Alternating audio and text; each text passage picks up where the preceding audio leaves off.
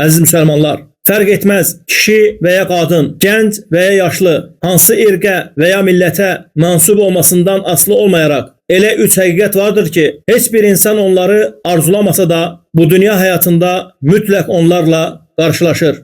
Onlardan birincisi ölüm həqiqətidir. Hansı ki ondan qaçmağa heç kəsin gücü çatmır. Subhanallah. Bu həqiqəti insanlar eşitmək istəmirlər. İnsanlar istəmirlər ki onlara ölümdən danışılsın, ölümdən xatırlansın. İnsanlar istəmirlər məclislərdə ölüm haqqında danışılsın. Lakin bu elə bir həqiqətdir ki, qaçınılmaz bir həqiqətdir. Hər bir dünyaya gələn bir kəs bir gün bu dünyadan köçəcəkdir. Allah Subhanahu wa Taala Quran-ı Kərimdə buyurur ki: "Kullu nefsin zaiqatul maut." Hər bir kəs ölümü dadacaqdır. Bu Allahın vədidir. Və dedik ki, ölümdən qaçmaq mümkün deyil. Allah-u Teala kimə nə qədər yazıbsa, kimin əcəli nə qədərdirsə, o əcəl vaxtı gəlib çatdıqda artıq dünyasını dəyişəcəkdir. Allah Subhanahu wa Taala buyurur ki, harada olursunuzsa olun, ölüm sizi yaxalayacaqdır. Hətta yüksək qalaların içərisində olsanız belə.